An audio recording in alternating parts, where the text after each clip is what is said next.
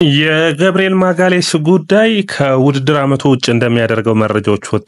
አድማጮቻችን ምን ታስባላችሁ? ይህ ነገር ለመድፈኞቹ እንዲሁ በዘንድሮ ውድድር አመት እድል ከነሱ ጋር አይደለችም ማለት ይቻላል። እንግዲህ የጉዳት ሁኔታ በማርቲን ኦዴጋርድ ተጀምሮ ቡካዮ ሳካ፣ ማርቲኔሊ፣ ሄሱስ፣ ሃቨርትስ አሁን ደግሞ ገብርኤል ማጋሌስ ተጎድቷል። እነዚህን ሁሉ ተጫዋቾች በዘንድሮ ውድድር አመት በጉዳት አጣዋል። አሁንም ቢሆን ግን በቻምፒዮንስ ሊጉ የግማሽ ፍጻሜ ተጠባቂ ጨዋታ ከፊታቸው ማክሰኞ የሚገጥሙ ይሆናል።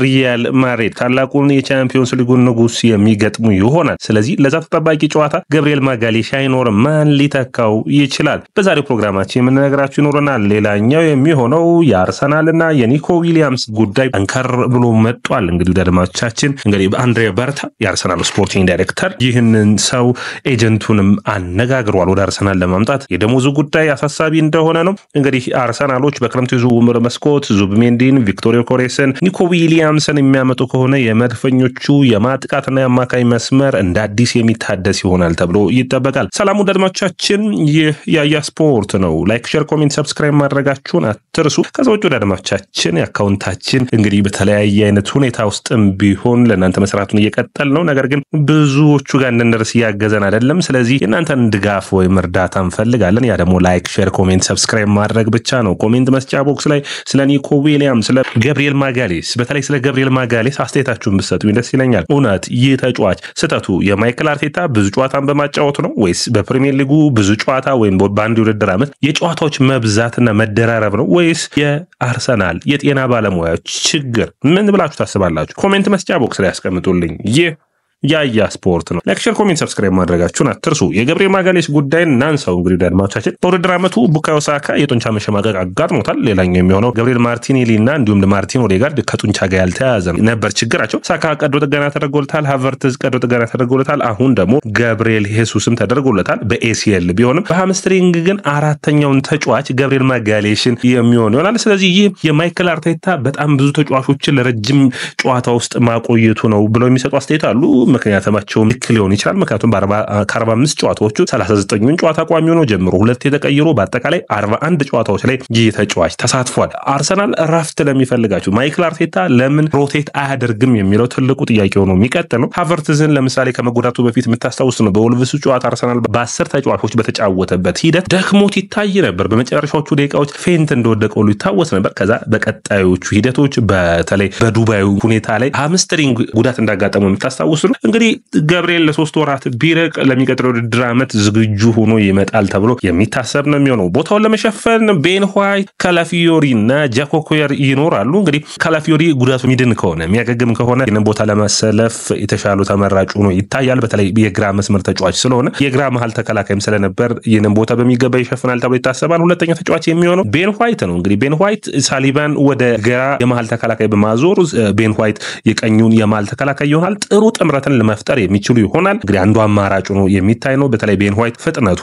የስፔስ ከቨሬጁ ጥሩ ስለሆነ የተሻለ ሂደት ይሆናል። አርሰናሎቹ በመጨረሻ ያዙት ግን ጃኮብ ኪቪየር ነው። ጃኮብ ኪቪየርን ደግሞ ማይክል አርቴታ ተመራጭ ነው እያለ ነው የሚገኘው። ጃኮብ ኪቪየር የአየር ላይ ኳስ ሁኔታዎች፣ አንዳንድ ሁኔታ ላይ ደግሞ እንቅስቃሴ ላይ ደካማ ብቃትን ወይም ቦታውን ጥሎ የመሄድ ችግር አለበት። እነዚህን ሁኔታዎች የሚያሻሽል ከሆነም ጃኮብ ኪቪየር ይህንን ቦታ ሊሸፍን ይችላል። እንግዲህ አርሰናል ኤቨርተንን ነገ 8:45 የሚጫወት ይሆናል። ተጠባቂ ጨዋታ ነው። ከኤቨርተን ጨዋታ በኋላ በቀጥታ የአውሮፓ ቻምፒዮንስ ሊግ ማክሰኞ ምሽት 3:45 ላይ የሚጠበቀው የኤሜሬትሱ ጨዋታ ይሆናል። ስለዚህ በአጠቃላይ ለእነዚህ ጨዋታዎች ፍልሚያቸውን የሚቀጥሉ ይሆናል። ወደ አድማቻችን የኒኮ ዊሊያምስ ጉዳይ እንግዲህ ጠንከር ብሎ መጥቷል። የኒኮ ዊሊያምስን ስናወራ የምናወራው እንግዲህ የማርቲኔሊ፣ የትሮሳርድ፣ የኑዋሪ፣ የሳካ የአርሰናል የማጥቃት ወይም የመስመሮች ተመራጮች ናቸው። ስለዚህ ከነዚህ ተጫዋቾች የተሻለ መጨመር የሚችለውና የተሻለ በቀኝም በግራም መጫወት የሚችለው ኒኮ ዊሊያምስን አርሰናል ይፈልጋል።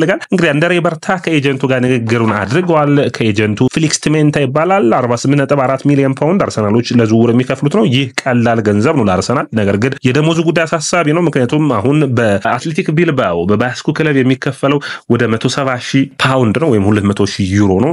ያ ማለት አርሰናል እስከ 300,000 ዩሮ ወይም ደግሞ ኦልሞስት ከ250,000 ፓውንድ የመክፈል ግዴታ ይኖርበታል። አርሰናል ያንን ያደርጋል ወይ? እንግዲህ ትንሽ አጣብቂኝ ውስጥ የሚከት ይሆናል። ምክንያቱም የማርቲኔሊ የቡካዮ ሳካን ኮንትራክትም የማደስ ግድ ግዴታ አለበት። ለዚህ እነዚህን ውሳኔዎች ሁሉ የተጫዋቾች ደሞዝ ደግሞ ሪላቲቭ ስለሆነ ትንሽ አስቸጋሪ ሊያደርገው ይችላል። ነገር ግን አርሰናሎች ይህንን ተጫዋች አሁንም ይፈልጉታል። ለአርሰናል የተሻለ የተመረጠ የሚሆነው ቡካዮ ሳካን እና ኒኮ ዊሊያምስን በመስመሮች ላይ ካስክ ማርቲኔሊ ተቀያሪ ኒኮ ዊሊያምስ ቡካዮ ሳካንም ማርቲኔሊንም እያሳረፈ በሁለቱ መስመሮች መጫወት መቻላቸው ለአርሰናል በውድድር ዓመቱ 60 በላይ ለሚጫወቱ ቡድኖች አትሊስት 20 ጨዋታዎችን ቢያርፉ እያንዳንዳቸው 40 ጨዋታዎችን እስከ 45 ጨዋታዎችን ማድረግ የሚችሉ ከሆነ የተሻለ ደቂቃቸውን መቆጣጠር እንዲችል አርሰናል ያግዟል። ይህ ደግሞ ውጤታማ እንዲሆን የሚያግዛቸው ነው የሚሆነው። እንግዲህ የማርቲኔሊና የትሮሳርድ ጉዳይ አሳሳቢ ነው። ነገር ግን የኒኮ ዊሊያምስ መምጣት ከማርቲኔሊና ከትሮሳርድ አንዱን ተጫዋች የመልቀቅ ዕድል ሊኖር ይችላል። ሜቢ ትሮሳርድ የሚለቅበት ጊዜ ይሆን? ምክንያቱም በማርቲኔሊ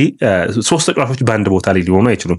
ትሮሳርድ፣ ማርቲኔሊና ኒኮ ዊሊያምስ በአንድ መስመር መሆን ስለማይችሉ ኑዋነሪና ደግሞ ሳካ የቀኙ መስመሩ ላይ ስላሉ ስለዚህ አንዳቸው የመልቀቅ ግዴታ ሊኖር ይችላል። በተለይ ማርቲኔሊ ታቻምና ዣካ ጋር በጣም ጥሩ ጥምረትን ፈጥረው 15 ጎሎችን ማስቆጠሩ የሚታወስ ነው። ጥሩ ሹት የማድረግ አቅም አለው። እንግዲህ የኒኮ ዊሊያምስ ባለፈው ዓመት በዘንድሮ ድራመት ሲጀምር ተቸግሮ ነበር።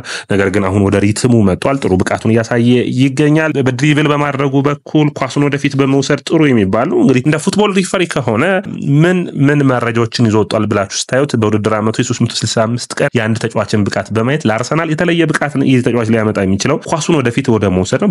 ፕሮግሬሲቭ ኬሪ የምንለው 6.06 6 ኳሶችን በ90 ደቂቃ 96% ያለው የሚያስቀምጠው ነው። በጣም የተለየ ብቃት ነው ማለት ይቻላል። ከዛ ውጭ እነዚህ ኳሶች ውስጥ ደግሞ ከ6ቱ ኳስ ውስጥ 3ቱ ኳስ የሚሆነው ተቃራኒ ሳጥን ቦክስ ውስጥ ነው። 87% ያለው የሚያስቀምጠው ነው። ኳሱን ደግሞ ይዞት የሚሄድበት ፕሮግሬስ የሚያደርግበት ዲስታንስ 90% ያለው ያስቀምጠዋል። 145 ሜትር ድረስ ይዞ የሚሄድ አቅም አለው። ከዛ ውጭ ፕሮግሬሲቭ ኬሪ አድርጎ ደግሞ ፓስ የማድረግ አቅሙ ደግሞ ወደ ሌሎች ተጫዋቾችን ኳሱን ከወሰደ በኋላ የማቀበል አቅሙ በየጨዋታው 12 ኳሶችን እንደዛ የሚያደርግ አቅም አለው። ቴኮኖ ደግሞ የማድረግ አቅሙ በየጨዋታዎች ውስጥ ወደ 4 ቴኮኖችን ያደርጋል።